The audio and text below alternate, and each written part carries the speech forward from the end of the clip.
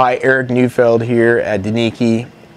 Today we're going to show you how to rig the Idlewild Silvey Tandem tubes.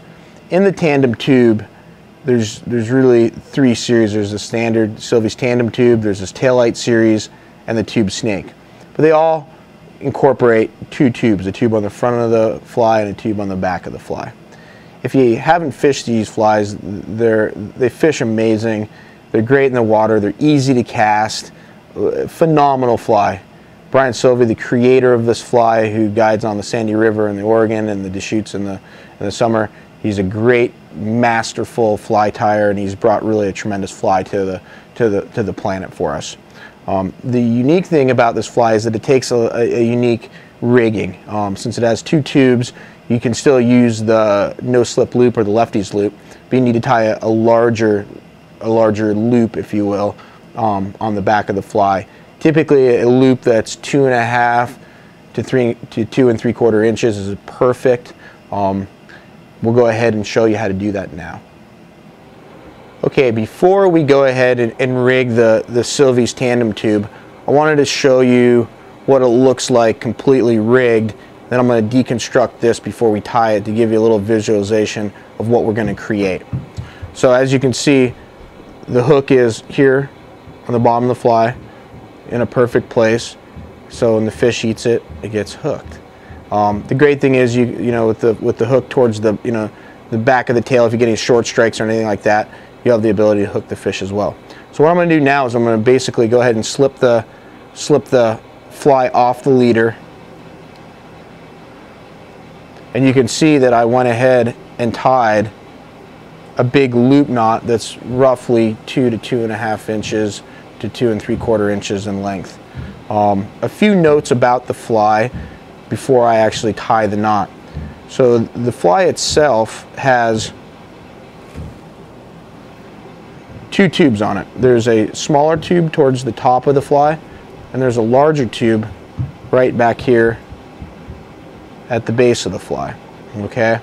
The tube at the back of the fly is slightly larger than the tube on the front. And the reason being is, when I go ahead and thread my loop knot through the first tube at the back of the hook, I need a slightly larger tube that will accommodate, say, 10 to 12 to 15 pound mono, so the knot can slide through the tube easily. Now, the tube on the front of the fly is quite a bit smaller, so that knot, when you slide it all the way up through, will stop at the base of this fly. So let's go ahead and tie a knot here. So I'm going to go ahead and take my mono, and what I'll do a lot of times, if I find myself I'm going to be fishing this fly a lot, I'll tie a lot of these knots and have them pre-rigged. But I'll go ahead, I'm going to tie a lefty's loop with a long loop.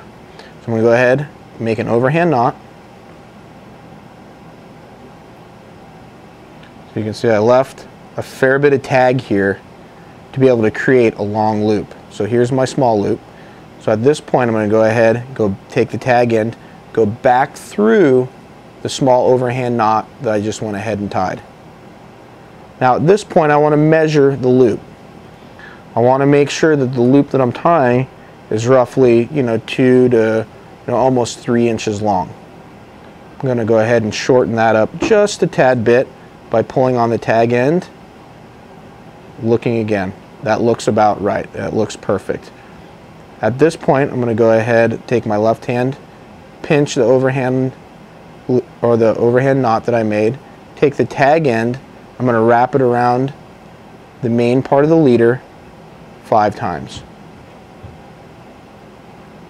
Okay. Then I'm going to take the tag end and go back through the overhand knot.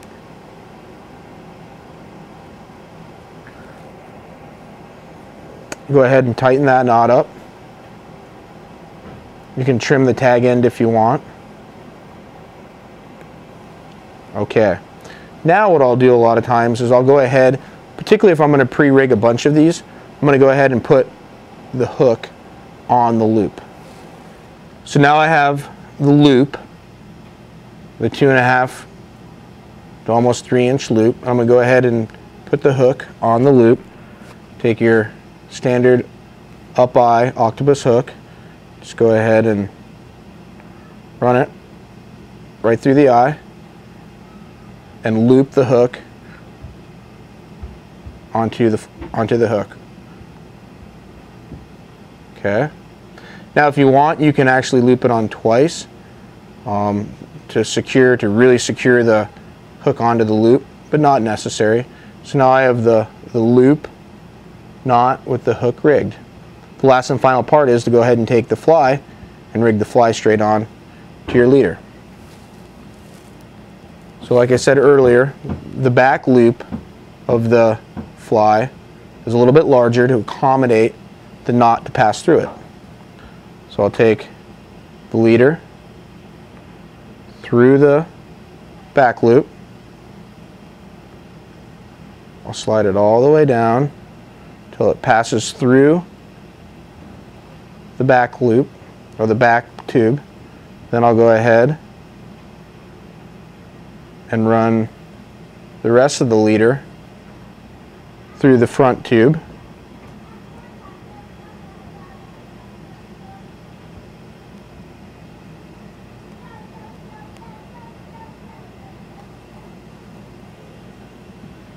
My fly is rigged.